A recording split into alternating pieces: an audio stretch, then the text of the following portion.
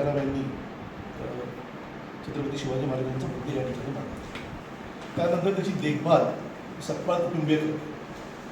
सतपाल कुटुंबीय ही सगळी देखभाल करत असताना 1970 पासून त्यांना 500 रुपयाचा एक त्यांना निधी दिला जातो देखभालीसाठी.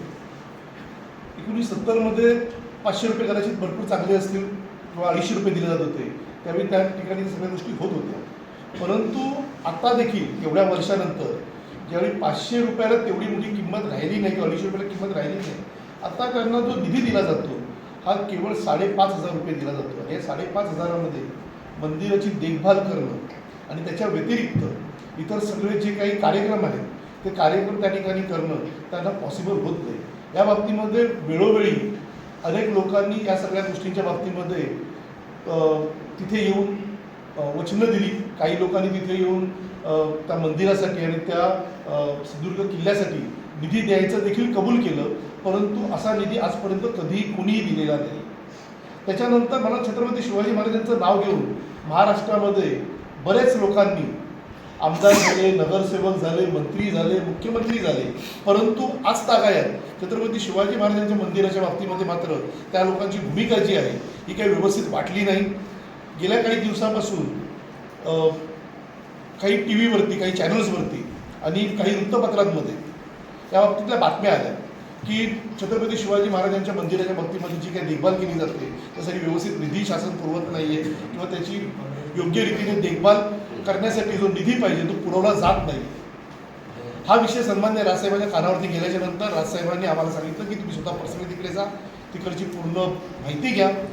तर आमचे संदीप दळवी साहेब जे अंधेरीमध्ये नेतृत्व करतात त्यांनी तिथेच जे सतपाल कुटुंबीय राहतात त्या सतपाल कुटुंबाची भेट घेतली, त्यांच्याकडून माहिती घेतली आणि नंतर आम्ही ठरवलं की या ठिकाणी किल्ल्यावरती यायचं, छत्रपती शिवाजी महाराजांच्या मंदिराचं दर्शन घ्यायचं, तिथे असलेल्या लोकांना आपण भेटायचं, त्यांची व्यथा काही जाणून घ्यायची आणि मग याच्यामध्ये आपल्याला वेगळ्या मार्गाने काय करता येईल याच्यावरती आपण आपले पुढचे जे काही सजेशन्स आहेत ते देऊ. तर आम्ही असं मनाशी ठरवलेलं आहे की आजपर्यंत तिथे आलेल्या नेत्यांनी फक्त वचनं दिली.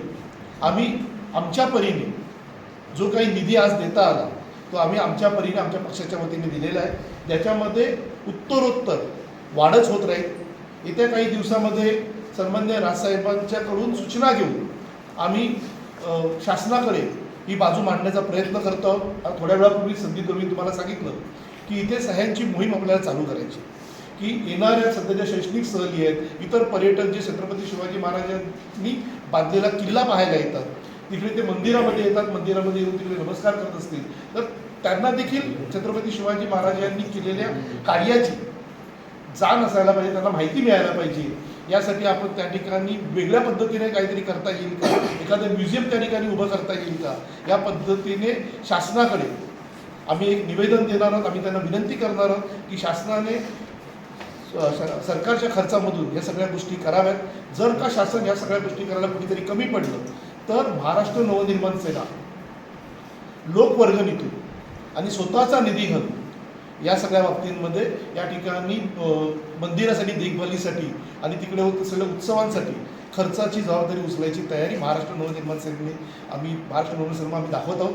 आणि मला वाटतं की शासन या पद्धतीने एकदा आम्ही जर तयारी दाखवलीच तर शासनाला कुठेतरी ही जाण येईल की छत्रपती शिवाजी महाराजांच्या नावाने आपण राज्य चालवतोय. छत्रपती शिवाजी महाराजांचं प्रत्येक मिटिंगमध्ये आपण त्या ठिकाणी जाऊन त्याला पुष्पहार अर्पण करतो. परंतु त्यांच्यासाठी जे बांधलेलं मंदिर आहे, त्यांचं जे मंदिर आहे त्या मंदिराची देखभाल करण्यासाठी जर का कुठेतरी कमी पडत असतील तर मला वाटतं कुठून तरी ती सुरुवात झाली पाहिजे. ती सुरुवात महाराष्ट्र नवनिर्माण सेना करते. आणि येत्या काही दिवसांमध्ये तुम्हाला तिथे आमचे तालुकाध्यक्ष प्रीतम आहेत, आमच्या जिल्हाध्यक्ष आहेत, या लोक सगळ्यांजण त्या ठिकाणी येत्या काही दिवसांमध्ये सह्यांची मोहीम राबवतील आणि त्या सह्यांच्या मोहिमेला उत्स्फूर्त प्रतिसाद मिळेल. आणि आम्ही त्यावेळी लोकांकडून बाईट्स घेणार आहोत की तुम्हाला काय वाटतंय की छत्रपती शिवाजी महाराजांचं या ठिकाणी कशा पद्धतीचं म्युझियम उभं राहिलं पाहिजे, कोणते उत्सव या ठिकाणी साजरे केले गेले पाहिजेत, यासाठी आम्ही पूर्णपणे प्रयत्न करू.